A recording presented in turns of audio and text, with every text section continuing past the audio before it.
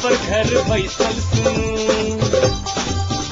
जानकी यदियम सदकन अही सबके ऐ मन माफी कपन बात ऐसा सुनू जानकी यदियम सदकन अही सबके ऐ मन माफी कपन बात ऐसा सुनू सुनू सुनू मिथिलांचल गर्व जानकी यदियम 106 मेगा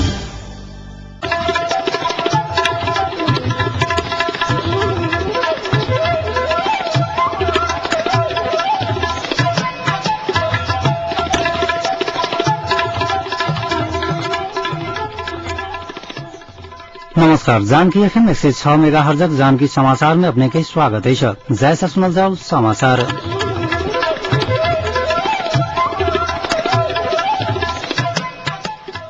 देखनु मुख्य समाचार।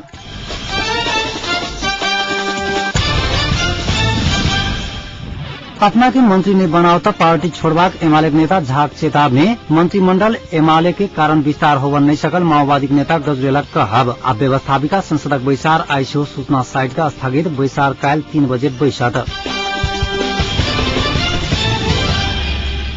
मंत्रालय के बांट बखरा संबंध में सहमति जुटावा गठित एमाले माओवादी कार्यदल आईसीओ मंत्रालय बांट फांट के निष्कर्ष लगावन नहीं सकल है। प्रधानमंत्री निवास बालवाटार में भेल बैसार में ठोस सहमति होवन नहीं सकल कार्यदल सदस्य सब जानकारी देले नहीं। बैसार सकारात्मक भेला के बादो दल सब भीतर आंतरिक विमर्श आवश्यक भेला के कारण पुनः आइए बैसार बैसत माओवादी उपाध्यक्ष नारायण काजी श्रेष्ठ जानकारी देले नहीं। एमाले आंतरिक विमर्श केला के बाद शीर्ष तह में मंत्रालय बांट बखरा संबंध में बैसार बैसत श्रेष्ठ बतौले नहीं। शक्तिशाली मंत्रालय बांट बखरा संबंध में कार्यदल में सहमति नहीं भेला के बाद ओई के जिम्मा शीर्ष नेता सबके देल गेल ओ बतौली नहीं।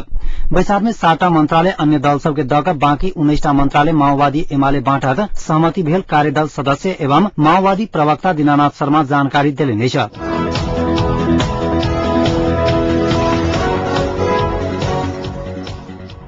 नेकपा एमाले नेता रामचंद्र झा अपना के मंत्री नहीं बनावता पार्टी छोड़बाक चेतावनी देले नहीं। आज राजधानी में आयोजित कार्यक्रम में झा प्रधानमंत्री समेत रहल झलनाथ खनाल के अपने एहन चेतावनी देने खुलासा कैले नहीं। पार्टी अध्यक्ष आ अपना बीच बीतल रात वार्ता भेल आ खनाल अपन मांग के सकारात्मक सोच रखने हुना कहब छलैन। अपने एमाले रहला से मधेश में एमाले बढ़ल दावा करैत झा मंत्रिपरिषद गठन में मधेसी समुदाय के प्रतिनिधित्व नहीं करावता पोलिट ब्यूरो आ केंद्रीय समिति के सदस्य छोड़ के चेतावनी देले नहीं। वो कहलेन जे एहि सरकारक पहिल चरण के विस्तार में समावेशी रूप में मधेसी के प्रतिनिधित्व होवा पड़त नेता अपने पोलिट ब्यूरो आ केंद्रीय समिति के सदस्य सेहो छोड़ देव। ओ पहिल पार्टी के वरिष्ठ नेता माधव कुमार नेपाल अपना के मंत्री बनावा कहीं नहीं बना धोखा देने आरोप लगौले नहीं। एमाले नेता झा पार्टी स्थायी समिति सिफारिश केने 3 मंत्री के नाम में असंतुष्टि जनौले नहीं। भरत मोहन अधिकारी के नाम में अपन सहमति रहितो विष्णु पौडेल आ गंगालाल तुलाधर के नाम में अपन सहमति नहीं रहल ओ कहले नहीं। दोसर एक प्रसंग में एमाले नेता झा माओवादी अध्यक्ष प्रचंड अपन पार्टी का अध्यक्ष झलनाथ खनाल बीच भेल 7 सूत्रीय सहमति अनुसार गृह मंत्रालय माओवादी के छोड़ल जा सके बतौले नहीं।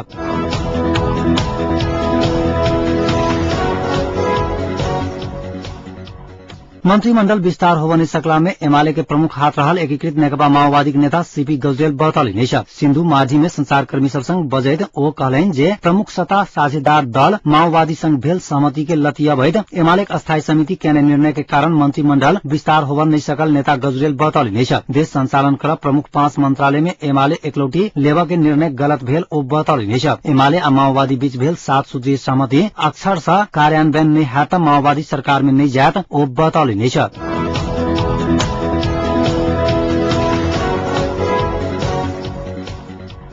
मधेसी जन अधिकार फोरम लोकतांत्रिक आई बैसल बैसारसा पार्टी किछु नेता के निष्कासन तथा पदस्थापन सेहो कैला गई। पार्टी के हित विपरीत काज करने कहित पार्टी वरिष्ठ उपाध्यक्ष राम विनोद यादव, सचिव पवन झा, कोषाध्यक्ष अरुण नायक आ सदस्य सब में विजय मस्त, जगदीश मेहरा, रामशंकर पासवान आ रुक्मिनी मंडल के आई पार्टी साधारण सदस्य समेत पार्टी से निष्कासन कैला गई। अहिना अधिक रहल वरिष्ठ उपाध्यक्ष में चंद्रदीप यादव, सचिव में नरेश यादव, कोषाध्यक्ष में वीरेंद्र कुमार यादव आ सदस्य सब में रूबी मिश्रा, कपिल देव मणिक यादव, प्रदीप कुमार यादव, राम आशीष महतो, सुशील कुमार मंडल आ गणेश यादव के जिला कार्य समिति के सर्वसम्मति से निर्णय का पद स्थापना कैल गेल फोरम लोकतांत्रिक द्वारा जारी विज्ञप्ति में जनाओल गेल।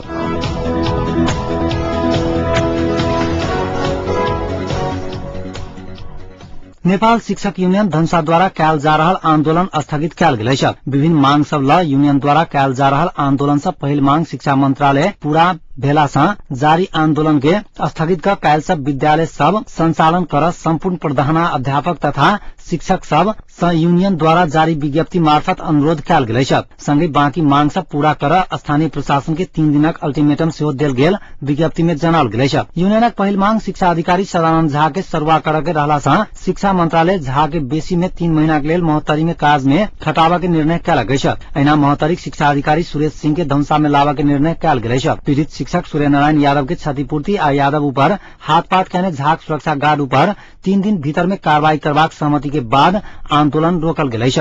एम्हर अस्थायी शिक्षक सभक आंदोलन जारी रहल अछि। यह पुष 26 गते जिला शिक्षा कार्यालय धनुषा के शिक्षा अधिकारी झाक सुरक्षा गार्ड शिव कुमार नेउपा ने प्रावि के प्रधानाध्यापक यादव ऊपर हाथपात केने छल।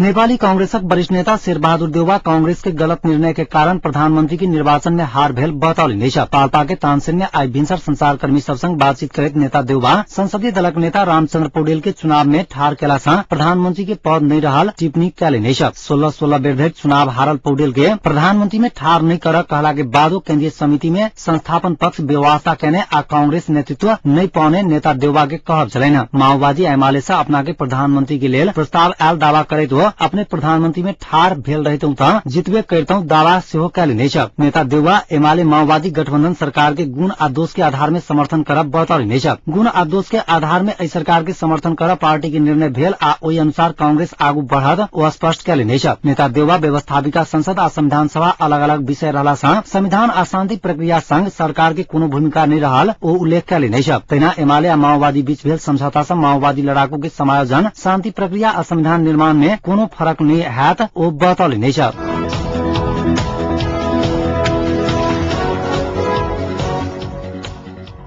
तराई के परीक्षा अमर्यादित तरीका से संचालन भ रहल विभिन्न तरफ से आवाज उठ रहल समय में शिक्षा क्षेत्र से आबद्ध सरोकार रखनिहार व्यक्ति लोगन परीक्षा प्रणाली के मर्यादित बनाबा ऊपर जोर देलनि अछि। परीक्षा सरोकार समूह आई जनकपुर में आयोजना कयने परीक्षा के मर्यादा अपन मर्यादा विषयक संवाद कार्यक्रम में बजैत सहभागी वक्ता सब शैक्षिक क्षेत्र के गुणात्मक बनाबा लेल परीक्षा के मर्यादित बनाबा पर जोर देलनि अछि। अमर्यादित परीक्षा प्रणाली के कारणे तराईक शैक्षिक स्तर दिन प्रतिदिन कमजोर भ रहल कहैत एहि के सुधार करबा में सब पक्षक सहयोग के आवश्यकता रहल हुनका सभक कहब छलैन। पूर्व प्रधानाध्यापक आशेश्वर शाहक अध्यक्षता में संपन्न कार्यक्रम में प्राध्यापक डॉक्टर सुरेंद्र लाल परीक्षा के मर्यादित बनाबाक समाधानक विषय में चर्चा कयने छलैथ। परीक्षा के मर्यादित बनाबा में विद्यालय अभिभावक विद्यार्थी सहितक के भूमिका महत्वपूर्ण रहल बतौने छलखिन। कार्यक्रम में धनुषाक जिला शिक्षा अधिकारी सदानंद झा, उच्च माध्यमिक केंद्र जनकपुरक प्रमुख प्रकाश काफले, प्राध्यापक डॉक्टर राम स्वार्थ राय, विजय दत्त, वीरेंद्र शाह, पैप्सन धनुषाक अध्यक्ष महेश मंडल, सुरक्षा अधिकृत सहितक व्यक्ति सब परीक्षा के मर्यादित बनाबा लेल सभक प्रयास के आवश्यकता पर जोर देलनि अछि।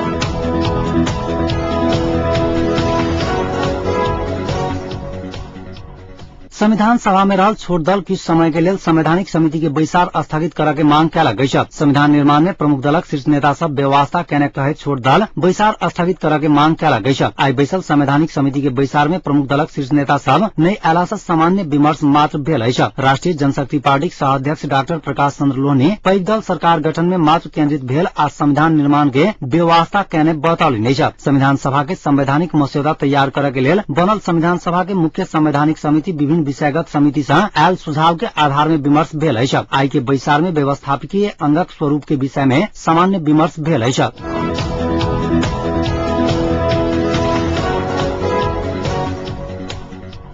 प्रजातंत्र आ विश्व मामिला देख रहल अमेरिकी उपराज्य मंत्री मारिया आटारियो आगामी शनि दिन 3 दिना भ्रमण के लेल नेपाल आबि रहल छथि। अमेरिका आ राष्ट्र संघक संयुक्त प्रयास में नेपाल में होबला प्रकोप जोखिम न्यूनीकरण संबंधी गोष्ठी के उद्घाटन समारोह में ओ सहभागी हेता बताओल गेल अछि। ओ भारत भूटान होइत नेपाल अयबाक कार्यक्रम रहल अमेरिकी विदेश मंत्रालय द्वारा जारी विज्ञप्ति में जनाओल गेल अछि। ओ भारतक 3 दिना भ्रमण के लेल मंगल दिन नया दिल्ली आयल अटेरिया के शुक्र दिन भूटान जयबाक कार्यक्रम अछि। भूटान में रहक क्रम में ओ अंतर्राष्ट्रीय मुद्दाक संगे नेपाल में लंबा समय से रहल भूटानी शरणार्थीक विषय में सेहो बात कयल जायत विज्ञप्ति में उल्लेख अछि। ओ नेपाल में रहक क्रम में उच्च अधिकारीक संगे नागरिक समाजक प्रतिनिधि सब संग विमर्श करता विज्ञप्ति में जनाओल गेल अछि।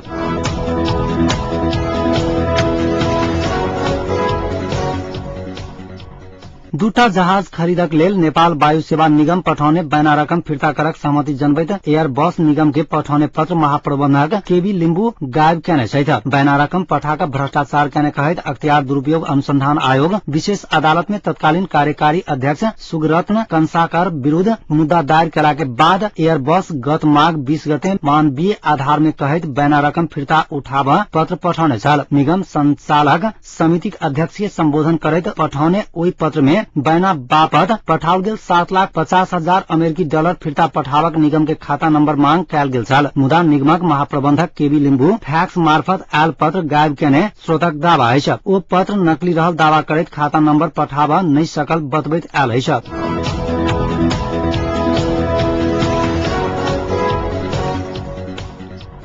अनमिन के बहिर्गमन में पड़ल माओवादी लड़ाकू सब धनगढ़ी स्थित राष्ट्र संघीय कार्यालय में तोड़फोड़ कैला गई। बहिर्गमन में पड़ल माओवादी लड़ाकू सब के लेल संचालित विभिन्न सीप मूलक तालीम देवाक स्थगित केला के बाद राष्ट्र संघीय कार्यालय में तोड़फोड़ कैला गई। तोड़फोड़ में संलग्न 7 गोटे के पुलिस गिरफ्तार कैला गई। घटना के थप विवरण आवक बाँकी रहल पुलिस जनौलक गई।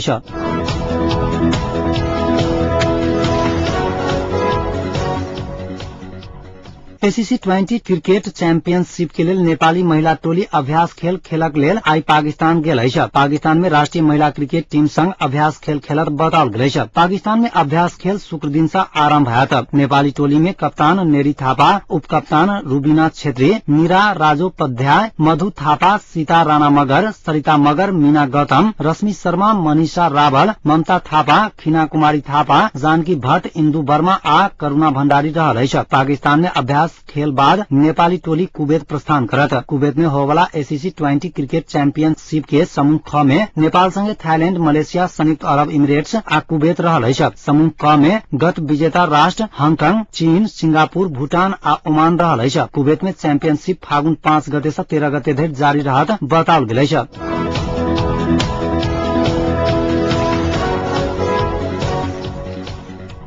आप जनकपुरक तापक्रम अखन जनकपुरक तापक्रम 22 डिग्री सेल्सियस रहल अछि।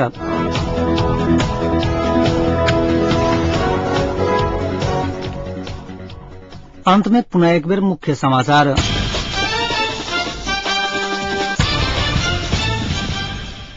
अपना के मंत्री नहीं बनावता पार्टी छोड़बाक एमालेक नेता झाक चेतावनी। मंत्रिमंडल एमाले के कारण विस्तार होवन नहीं सकल माओवादी के नेता गजरेलक कहब। अव्यवस्थापिका संसद बैसार आई सेहो सूचना साइट का स्थगित। बैसार काल्हि 3 बजे बैसत।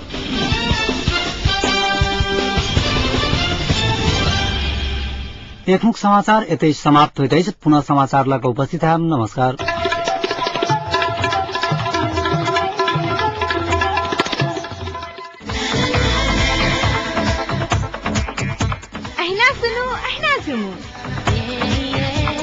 Janaki FM 106 megahertz.